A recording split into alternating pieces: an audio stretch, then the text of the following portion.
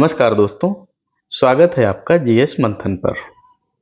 आज हम main series का अगला टॉपिक पढ़ेंगे, बौद्ध धर्म। अब तक हमने वैदिक युग पढ़ा, महाजनपद काल के बारे में हमने प्रश्न पढ़े, हड़प्पा के बारे में हमने प्रश्न पढ़े। इस सीरीज में हम आपको विधिवत प्रश्न समझाते हैं जो कि हमारी परीक्षा में आते हैं या आने के लिए बहुत महत्वपूर्ण रोल रखते हैं, यानी कह सकते हैं अति संभावी प्रश्न हम लेते हैं, विस्तार से आपको विवरण समझाते हैं कि उसमें क्या लिखेंगे क्या नहीं लिखेंगे। यह सीरीज आपके मेंस के लिए बहुत महत्वपूर्ण होने वाली है, इसलिए आप वीडियो को पूरा देखें, पूरे प्रश्न देखें। एक चीज़ और बता दें, आप लोग जैसे पीडीएफ के लिए परेशान रहते हैं तो आपके पास नोट्स पहले से हैं, बुक्स पहले से हैं। क्लास पूरी देखना इसलिए ज़रूरी है क्योंकि बहुत सारी चीज़ें हम आपको उदाहरण के माध्यम से समझाते हैं, बहुत सारी चीज़ें हम केवल समझा देते हैं, वो आपको पीडीएफ में कैसे मिलेगा, यानी क्लास तो देखनी पड़ेगी। दूसरी चीज़ एक और समझिए, मेंस जब आप देने जाते हैं तो वहाँ आपको पूरा क्वेश्चन लिखना रहता है। मतलब आपको बैठना पड़ेगा। बैठने के लिए आपको प्रैक्टिस तो करनी पड़ेगी ना। आप 2 मिनट 5 मिनट में अगर थक जा रहे हैं तो मेंस के बड़े बड़े क्वेश्चन भैया कैसे लिखोगे? सोचने वाली बात यह है ना। यानी जो हमारा वीडियो रहता है ये उनमें से 25 मिनट 20 मिनट 25 मिनट के आसपास रहता है। आप 20-20 मिनट बैठने की प्रैक्टिस शुरू कीजिए और उसमें आप सीखेंगे ही, तो आप उसके माध्यम से आपके मेंस की प्रैक्टिस बैठने की भी हो जाएगी। निबंध की जो सीरीज है उसको आप दैनिक अभ्यास करते रहिएगा। जो आपको निबंध पढ़ाए जाते हैं उनको आप दैनिक पढ़ते रहिएगा, देखते रहिएगा, वो भी आपके लिए बहुत महत्वपूर्ण होने वाले हैं। आज हम पढ़ेंगे बौद्ध धर्म। बौद्ध धर्म में हम पूरा इसके क्वेश्चन पढ़ेंगे कि क्या क्या क्वेश्चन महत्वपूर्ण हमारे लिए होने वाले हैं। हम सबसे पहले बात करते हैं कि कौन कौन से प्रश्न आज हम हल करने वाले हैं। पहला प्रश्न हमारा रहेगा, बौद्ध धर्म के मूल सिद्धांतों की विवेचना कीजिए, समकालीन समाज पर इसके प्रभाव का विश्लेषण कीजिए। दूसरा प्रश्न हमारा रहेगा, महाजनपद काल में बौद्ध धर्म के उदय के कारणों और उसकी लोकप्रियता के सामाजिक आर्थिक पहलुओं पर चर्चा कीजिए। तीसरा प्रश्न हमारा रहेगा, अशोक द्वारा बौद्ध धर्म के संरक्षण एवं प्रसार की नीतियों का मूल्यांकन कीजिए। इन 3 प्रश्नों को हम अभी हल करने वाले हैं। ये हमारी आंसर सीरीज है जिसमें पहले से बहुत सारे प्रश्न डाले जा चुके हैं। आप उनको देखिएगा जिससे कि आपकी तैयारी अच्छे से होती रहे। चैनल सब्सक्राइब कर लीजिएगा जिससे कि आने वाले प्रश्न भी आपको मिलते रहें। पहला प्रश्न हमारा है, बौद्ध धर्म के मूल सिद्धांतों की विवेचना कीजिए, समकालीन समाज पर इसके प्रभाव का विश्लेषण कीजिए। इसमें हमें क्या क्या लिखना रहेगा? देखिए, पहली चीज़ है बौद्ध धर्म के बारे में पूछा गया है तो इनके मूल सिद्धांत लिखने रहेंगे, उनके बारे में थोड़ा लिखना रहेगा। फिर समाज पर उसका क्या प्रभाव पड़ा है उसके बारे में लिखना रहेगा। मेंस के प्रश्न लिखने में हम सीधे हेडिंग नहीं डाल देते हैं, पहले हम थोड़ी भूमिका लिखते हैं। भूमिका की भी हेडिंग नहीं पड़ेगी, लेकिन हम ये जरूर लिखते हैं कि उस प्रश्न में क्या चीज़ पूछी जा रही है, या अगर किसी युग के बारे में पूछा जा रहा है, किसी समय काल के बारे में पूछा जा रहा है तो उसके बारे में थोड़ी बात जरूर करते हैं। भारतीय उपमहाद्वीप में 6ठी शताब्दी ईसा पूर्व के समय सामाजिक, धार्मिक और आर्थिक परिस्थितियों में व्यापक परिवर्तन हो रहा था। वैदिक धर्म कर्मकांड और यज्ञ प्रधान बन चुका था। ब्राह्मणवाद के वर्चस्व, जातिगत असमानता और बढ़ते आर्थिक असंतुलन ने समाज में असंतोष उत्पन्न किया। इसी पृष्ठभूमि में महात्मा बुद्ध ने करुणा, अहिंसा और मध्यम मार्ग पर आधारित एक नई विचारधारा प्रस्तुत की जिसे हम बौद्ध धर्म कहते हैं। इसके सिद्धांत आज भी मानवता के लिए प्रासंगिक हैं। ये हम 70 शब्द 100 शब्द के आसपास लिख लेंगे, इसके बाद हम अपना प्रश्न लिखना शुरू करेंगे। बौद्ध धर्म के मूल सिद्धांत क्या थे? जैसे 4 आर्य सत्य, मतलब महात्मा बुद्ध के उपदेशों का आधार आर्य सत्य है। दुख सत्य क्या है? संसार में जन्म, जरा, व्याधि और मृत्यु सभी दुख हैं। दुख समुदय सत्य क्या है? यह दुख तृष्णा और आसक्ति से उत्पन्न होता है। दुख निरोध सत्य क्या है? तृष्णा के निरोध से दुख का अंत संभव है। दुख निरोध गामिनी प्रतिपदा क्या है? अष्टांगिक मार्ग द्वारा दुखों से मुक्ति प्राप्त की जा सकती है। अच्छा, अष्टांगिक मार्ग क्या होते हैं? बुद्ध ने मध्यम मार्ग का सुझाव दिया, जो न तो विलासिता है न ही कठोर तपस्या। इसके 8 अंग बताए: सम्यक दृष्टि, सम्यक संकल्प, सम्यक वाणी, सम्यक कर्म, सम्यक आजीविका, सम्यक प्रयास, सम्यक स्मृति और सम्यक समाधि। मध्यम मार्ग में क्या बताया? यह मार्ग अतिशय भोग और तपस्या दोनों से दूर रहकर संतुलित जीवन जीने पर बल देता है। प्रत्यत्व संपाद सिद्धांत क्या बताया? यह सिद्धांत बताता है कि संसार की प्रत्येक वस्तु का कारण और परिणाम से जुड़ी है, कुछ भी स्वतः नहीं उत्पन्न होता है।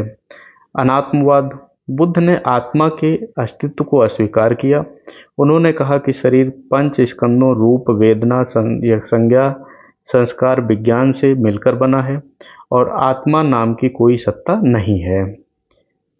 अहिंसा और करुणा, बुद्ध ने सभी जीवों के प्रति करुणा, दया, अहिंसा को सर्वोच्च स्थान दिया।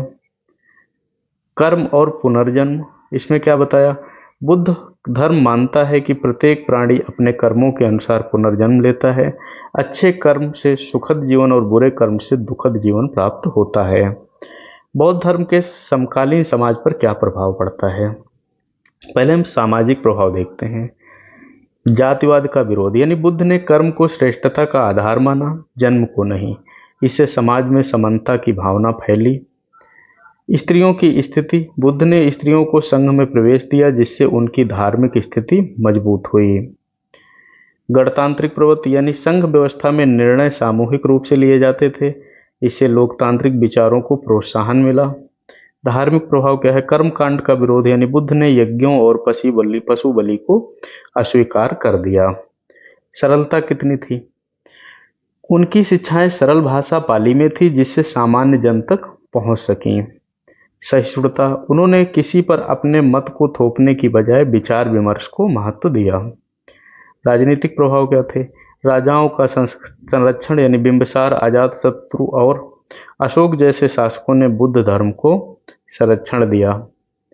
अशोक का धम्म, अशोक ने बौद्ध धर्म को राज्य की नीति बना दिया और पूरे एशिया में फैलाया।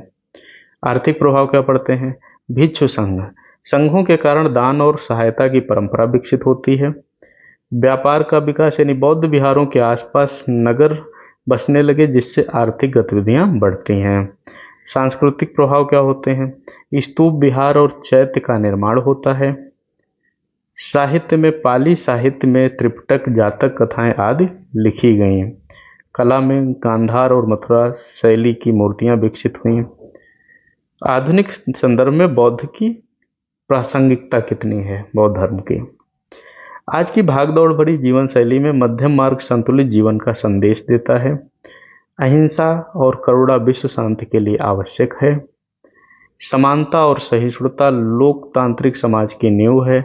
सजगता आज मानसिक स्वास्थ्य और ध्यान पद्धति में व्यापक रूप से अपनाई जाती है।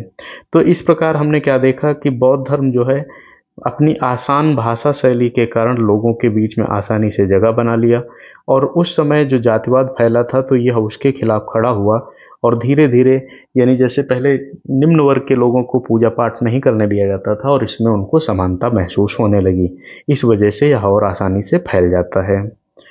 अगला प्रश्न है बौद्ध धर्म। बौद्ध धर्म का है, महाजनपद काल में बौद्ध धर्म के उदय के कारणों और उसकी लोकप्रियता के सामाजिक आर्थिक पहलुओं पर चर्चा कीजिए। इसमें हम पहले महाजनपद के बारे में थोड़ा लिख लेंगे और उस समय कौन कौन सी कुरीतियां आने लगी थी उनके बारे में लिखेंगे। 6ठी शताब्दी ईसा पूर्व का भारत एक महान ऐतिहासिक संक्रमण से गुजर रहा था। वैदिक धर्म जटिल कर्मकांडों, यज्ञों और ब्राह्मणवादी वर्चस्व से ग्रसित हो चुका था। समाज में असमानता, जातिगत भेदभाव और आर्थिक विषमता गहरी होती जा रही थी। इसी समय महाजनपदों का उदय हुआ, नगरीकरण और व्यापार का विकास हुआ, जिससे नए वर्गों और विचारों का जन्म हुआ। इस युग में महात्मा बुद्ध का बौद्ध धर्म सामने आया, जिसने सरलता, करुणा और समानता के सिद्धांतों से जनता का हृदय जीत लिया। बौद्ध धर्म के उदय के क्या कारण थे? धार्मिक कारण देखते हैं। वैदिक धर्म जटिल और महंगे यज्ञों पर आधारित था, जिसमें आमजन की कोई भूमिका नहीं थी। उस समय जो यज्ञ वगैरह थे ना, वो बहुत महंगे हो चुके थे। मतलब ब्राह्मणवाद में इतना ज़्यादा था कि आप यज्ञ आराम से नहीं करा सकते थे। और एक वर्ग तो ऐसा था जिसको पूजा पाठ बिल्कुल करने नहीं दिया जाता था। पशु बलि और कर्मकांड से जनता ऊब चुकी थी। ब्राह्मणों का वर्चस्व बढ़ रहा था, जिससे धार्मिक स्वतंत्रता सीमित हो गई थी। साधारण व्यक्ति को मोक्ष का मार्ग कठिन प्रतीत होता था। ऐसे में बुद्ध ने अहिंसा, करुणा और अष्टांगिक मार्ग द्वारा एक सरल और व्यवहारिक धर्म प्रस्तुत किया। एक चीज़ और ध्यान रखना है, प्रश्न में हमें इतना ज़्यादा नेगेटिव नहीं लिखना है या अपनी भड़ास हमें नहीं निकालनी है। हम संतुलित उत्तर ही लिखेंगे, हकीकत उसकी कुछ भी हो। सामाजिक कारण, जातिवाद और छुआछूत ने समाज में असमानता फैला दी थी। शूद्र और स्त्रियों को धार्मिक अधिकारों से वंचित रखा गया था। बौद्ध धर्म ने कर्म को श्रेष्ठता का आधार माना और सभी जातियों और वर्गों को संघ में प्रवेश दिया था। इससे शोषित वर्गों को एक नया आत्मविश्वास मिला था। राजनीतिक कारण, महाजनपद काल में शक्तिशाली राज्यों का उदय हुआ। मगध, कोसल, वत्स जैसे राज्यों ने बौद्ध धर्म को संरक्षण दिया। विशेषकर मगध के शासक बिंबिसार और अजातशत्रु बुद्ध के समकालीन थे। उन्होंने संघों को भूमि व सहायता दी। राजाओं के संरक्षण से बौद्ध धर्म तेजी से फैलता चला गया। आर्थिक कारण क्या थे? नगरीकरण और व्यापार के विकास से एक नया शहरी वर्ग उभरा, व्यापारी, शिल्पकार और वणिक। यह वर्ग कर्मकांडों में नहीं बल्कि नैतिक जीवन और सरल उपदेशों में आस्था रखता था। बौद्ध संघों और विहारों को व्यापारी वर्ग का संरक्षण मिला। इसने बौद्ध धर्म को आर्थिक स्थिरता और विस्तार प्रदान किया। बौद्ध धर्म की सरलता और व्यवहारिकता कैसी है? बुद्ध ने उपदेश पाली भाषा में दिए, जो जन भाषा थी। मोक्ष के लिए न कठोर तपस्या न विलासिता की आवश्यकता बताई। उन्होंने तर्क, करुणा, मध्यम मार्ग को महत्व दिया। इससे यह धर्म सामान्य जनता में अत्यंत लोकप्रिय होता चला गया। बौद्ध धर्म की लोकप्रियता के सामाजिक पहलू क्या थे? क्या सामाजिक ऐसे अंग रहे जिस वजह से मशहूर हुआ? जातिगत समानता, बुद्ध ने कहा कि जाति नहीं बल्कि कर्म श्रेष्ठता का आधार होना चाहिए। संघ में ब्राह्मण, क्षत्रिय, वैश्य, शूद्र सभी समान रूप से स्वीकार किए गए। यह समाज में समानता की ओर क्रांतिकारी कदम था। स्त्रियों की भागीदारी, प्रारंभ में बुद्ध ने स्त्रियों को संघ में प्रवेश से रोका, परंतु बाद में अनुमति दे दी थी। संघमित्रा और अन्य विभूतियों ने बौद्ध धर्म के प्रचार में योगदान दिया। इससे स्त्रियों को धार्मिक स्वतंत्रता और प्रतिष्ठा मिलती चली गई। गणतांत्रिक प्रवृत्ति कैसी थी? संघों में निर्णय सामूहिक रूप से लिए जाते थे। यह लोकतांत्रिक प्रक्रिया समाज में सहयोग और सामूहिकता की भावना फैलाती थी। नैतिक मूल्यों का प्रसार, यानी अहिंसा, करुणा, सत्य, संयम जैसे सिद्धांतों ने समाज में नैतिक शुद्ध वातावरण बनाया।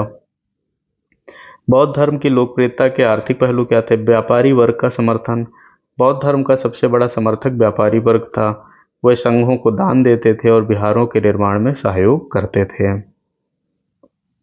इससे बौद्ध धर्म का प्रसार नगरों और व्यापारिक मार्गों तक हुआ। विहार और स्तूप, इसमें क्या था? बौद्ध भिक्षु विहारों में रहते थे, जो व्यापारिक मार्गों के पास बनाए जाते थे। ये विहार यात्रियों और व्यापारियों के लिए कठिनाई यानी ठहरने की जगह बनते थे। विहार और चैत्य आपने सुना होगा, तो वो चीज़ें, इससे धर्म और अर्थव्यवस्था दोनों को बढ़ावा मिला। श्रम की महत्ता, यानी बौद्ध धर्म ने श्रम और आजीविका को सम्मान दिया। भिक्षु भिक्षाटन से जीविकोपार्जन करते थे, परंतु व्यापार और कृषि करने वालों को भी समान सम्मान दिया गया।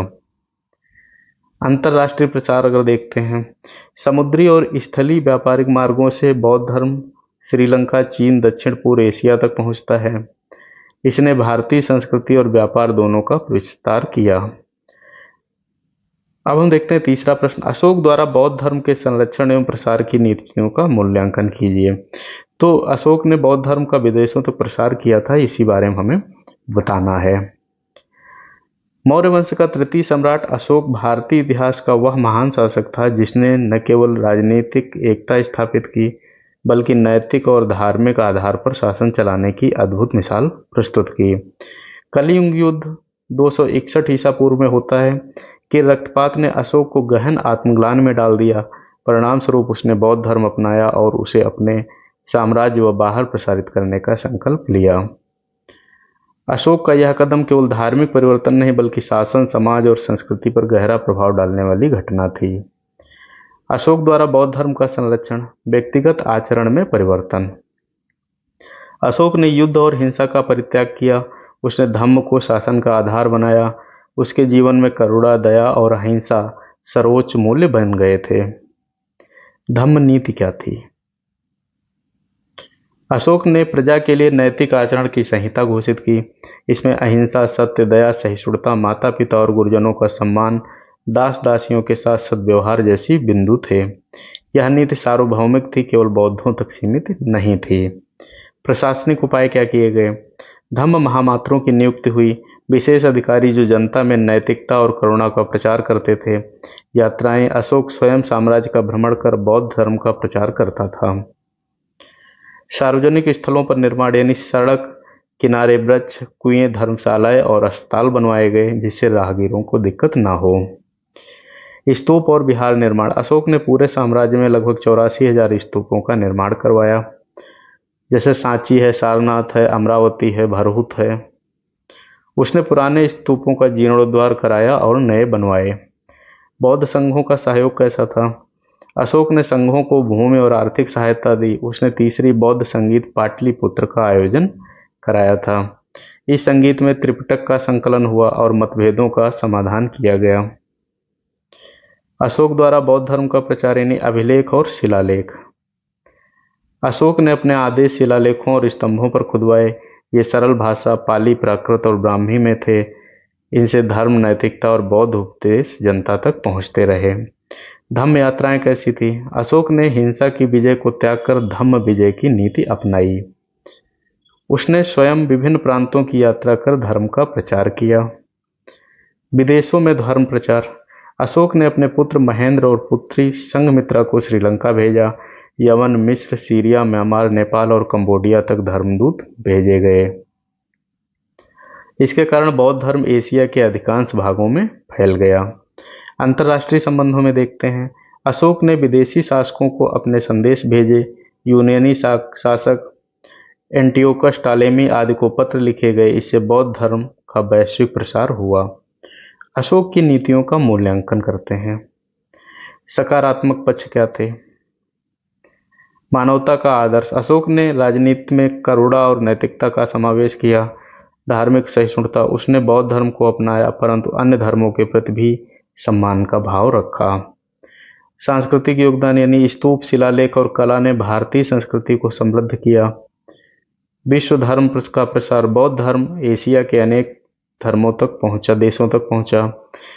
प्रजा कल्याणकारी राज्य यानी वृक्षारोपण, धर्मशालाएं, अस्पताल आदि का जनता के लिए काम कराया गया। आलोचनात्मक पक्ष क्या रहेगा? धम्म नीति की सीमाएं। यह नीति व्यवहार में पूर्णतः लागू नहीं हो सकी। राजनीतिक दुर्बलता यानी अशोक के बाद साम्राज्य जो है तेजी से कमजोर होता है, संभवतः अत्यधिक अहिंसा और युद्ध पर त्याग के कारण। अत्यधिक धार्मिक झुकाव। शासन प्रशासन की शक्ति कुछ हद तक कम हो गई। संघ पर निर्भरता। बौद्ध संघों की आंतरिक राजनीति से धर्म में मतभेद भी पैदा हो जाता है। आधुनिक संदर्भ में यदि हम देखते हैं तो अशोक का आदर्श आज भी विश्व शांति, धार्मिक सहिष्णुता और नैतिक राजनीति के लिए प्रेरक है। उसके स्तंभ और शिलालेख भारतीय लोकतंत्र की धरोहर हैं। भारत का राष्ट्रीय प्रतीक अशोककालीन ही है।